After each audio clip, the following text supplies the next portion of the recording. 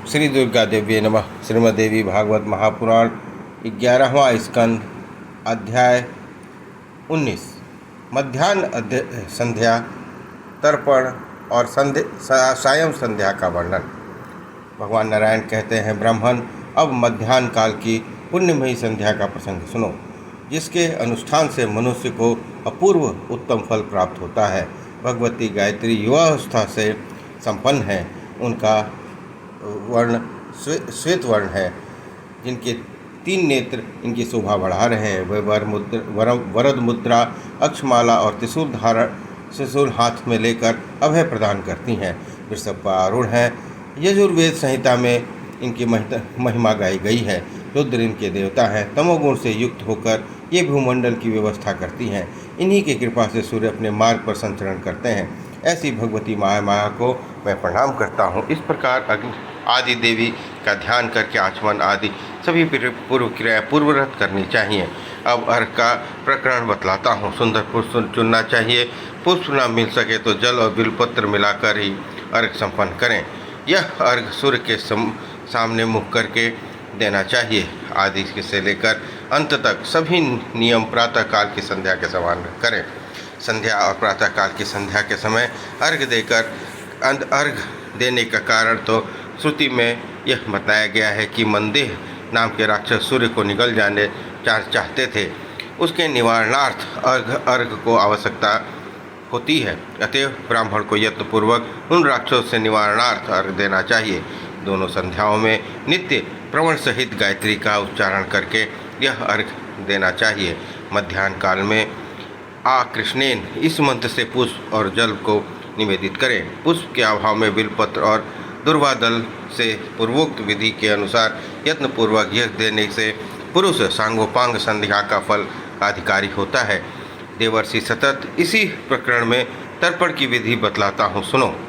भुवः पुरुषम तर्पयामि नमो नमः। यजुर्वेदम तर्पयामि नमो नमः। इसी प्रकार मंडल, हिरण्यगव्य, अंतरात्मा, सावित्री, देवसेना, संस्कृति, संध्या, युवती, रुद्राणी, निमृजा, सर्वार्थ सिद्धिकारी, सर्वमंत्रार्थ सिद्धिदा और भूर्भुवः स्वः पुरुष इन नामों के साथ भी तर्पयामि नमो नमः इन शब्दों को जोड़कर तर्पण करना चाहिए। यही मध्याह्न का तर्पण है। इसके बाद उद्युतम चित्रम देवानाम इन मंत्रों का उच्चारण करके सूर्योपस्थान करें। नारद तत्परंतर साधन में तत्पर रहकर मंत्रों का जप किया जाता है। जप का भी यही प्रकार बतलाता हूँ, सुनो। प्रातःकाल में जप के समय दोनों हाथों को उत्तान, सायंकाल में औंधे और मध्याह्न काल में हृदय के पास रखकर जप करना चाहिए। अनामिका उंगली से दूसरे पोर के अर्थात मध्य के आरंभ करके कनिष्ठा के आदि अंत में तर्जनी का मूल पर्यंत करमाला करनी चाहिए। 1000 गायत्री का जप करने से महापापी ब्राह्मण भी पवित्र हो जाता है। मन, वाणी, इंद्रियों के संयोग से उत्पन्न हुआ पाप 1000 गायत्री जप करने से नष्ट हो जाता है। एक और चारों वेदों का अध्ययन, दूसरी और उनकी पुनः आवृत्ति, दूसरी ओर गायत्री का जप करना, रखकर तुलना करने का गायत्री जप ही उत्तम सिद्ध होता है। इसके बाद ब्रह्म यज्ञ की विधि का कार्यक्रम बतलाता हूँ। भगवान नारायण कहते हैं, नारद द्विज 3 बार आचमन करके 2 बार मार्जन करे। दोनों पैर का प्रोक्षण करें। सिर, नेत्र, नासिका, हृदय, कान, शिखा का सम्यक प्रकार से प्रोक्षण करें। देश और काल का उच्चारणार्थ संकल्प और ब्रह्म ज्ञान यज्ञ करें। दाहिने हाथ में 2 कुशा, बाएं हाथ में 3 आसन यज्ञोपवीत, शिखा तलवे के नीचे 1 कुशा रखें। विमुक्त होने के लिए और संपूर्ण पापों से विनाशार्थ सुक्तोक्त देवता की प्रसन्नता करने के लिए ब्रह्म यज्ञ करता हूँ, यह संकल्प करें। सर्वप्रथम 3 बार गायत्री का जाप करें। ओम अग्निमले यज्ञे अग्निवे अथ महाव्रतम चैव पंथा आदि मंत्रों का क्रमशः पाठ करें। इसके बाद संहिता के विदाम माधव महाव्रतस्य इसे जो वे अग्नि आया ही सनो देवी अथ तस्य सामान्य वृद्धिरादैच्य अथ शिक्षां प्रविक्ष्यामि पंच संवत्सर मयरस तजभ और गौरभा आदि मंत्रों से पाठ करना चाहिए। यथा तो धर्म जिज्ञासा, यथा तो ब्रह्म जिज्ञासा, तक्षयो ब्रह्मणे नमः इन ऋग्वेद के 5 मंत्रों का भी पाठ करना चाहिए। इसके बाद देवताओं का तर्पण करके प्रदक्षिणा करें। प्रजापति ब्रह्मा वेद देवता ऋषिगण संपूर्ण छंद ओंकार वृषटकार प्रहाति सावित्री गायत्री यज्ञ आकाश पृथ्वी अंतरिक्ष दिन रात सांख्य सिद्ध समुद्र नदी पर्वत क्षेत्र औषधि वनस्पति गंधर्व अप्सरागण नाग पक्षी गौ सांध्यगण विप्रगण यक्ष राक्षस भूत यमराज आदि के नामों का उच्चारण करके तर्पण करें। इसके बाद जनेऊ की कुंठी करके ऋषियों का तर्पण करना चाहिए। ऋषियों के नाम इस प्रकार हैं: सतर्षि मध्यम गृत्सम गृतमद विश्वामित्र वामदेव अत्रि भद्रराज वशिष्ठ प्रगाथ पावमान क्षुद्र सुक्त महासुक्त सनक सनंदन सनत कुमार सनातन कपिल असुरी आसुरी बाहुली पंचशीर्ष फिर अपसव्य होकर इन ऋषियों का तर्पण करें। सुमंतु जयमणि वैशंपायन और पहल सूत्र भाव्य भारत महाभारत ये सभी धर्माचार्य तृप्त हो जाएं, यूँ उच्चारण करें।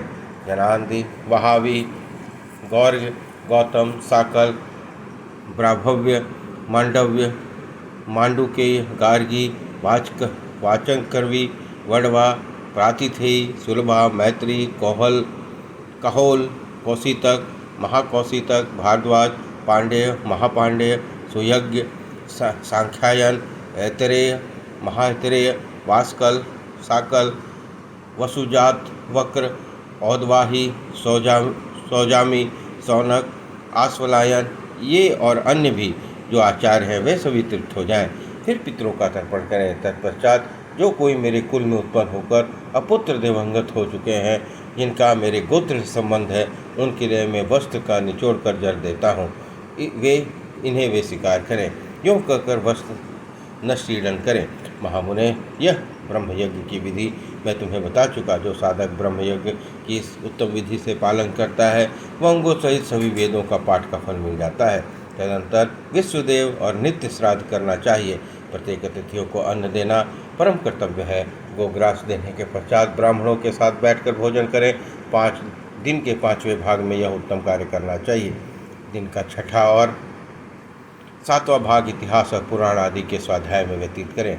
8वां भाग लौकिक कार्य के लिए है। इसके बाद पुनः संध्या करें। महामुने, अब सायंकाल की संध्या बतलाता हूँ, जिसके अनुष्ठान से भगवती महामाया प्रसन्न होती है।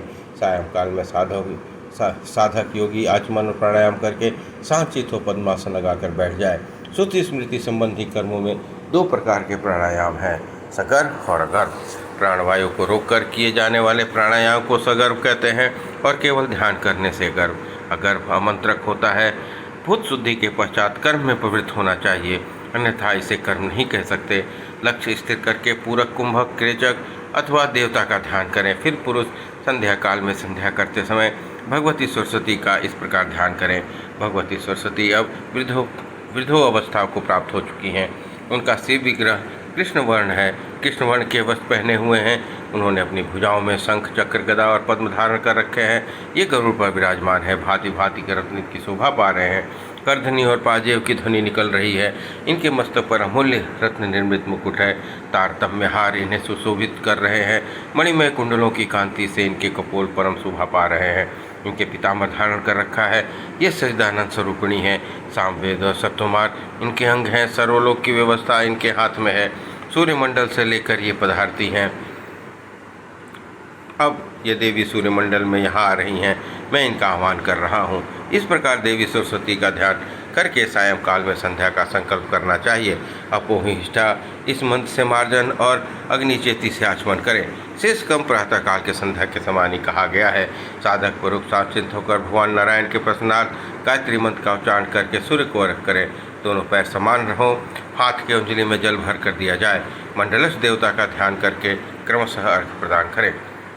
जल में अर्घ देने वाला मानव मूर्ख अज्ञानी समझा जाता है। स्मृतियों का उल्लंघन करने से ऐसा द्वित प्रायश्चित का भागी होता है। तदनंतर सूर्य के मंत्र से उपस्थान करके कुश के आसन पर बैठकर गायत्री का जप करना चाहिए। जप 1000 हो आधा हजार, किंतु देवी का ध्यान करके जप अवश्य होना चाहिए। सायंकाल की संध्या में तर्पण की में भी प्रातःकाल की भांति उपाख्यान आदि कर्म करने चाहिए। पहले विनियोग इस प्रकार करें: इसमें ऋषि वशिष्ठ, विष्णु रूपा, सरस्वती देवता और सरस्वती छंद हैं। सायंकालीन संध्या में तर्पण में इसका विनियोग किया गया है। स्व पुरुष सामवेद मंडल, हिरण्यगर्भ, परमात्मा सरस्वती, वेद माता, संकृति संध्या और विष्णु स्वरूपी विधा सरस्वती, उषसी, निर्मजी, सर्वसिद्धकारी, मंत्राधीश्वरी और भूर्भुव स्व पुरुष, इन नामों का उच्चारण करके तर्पण करें। अब सायंकालीन तर्पण श्रुति सम्मत है। नारद सायंकाल की संध्या का विधान कह दिया। मुनिवर, यह पापों का नाशक, पूर्ण क्लेशों को दूर करने वाला, व्याधि से मुक्त करने का परम कुशल और मोक्षप्रद है। संपूर्ण सदाचारों में संध्या अपना मुख्य स्थान रखती है। संध्या के प्रभाव से देवी प्रसन्न होकर भक्तों को मनोरथ प्रदान करती हैं।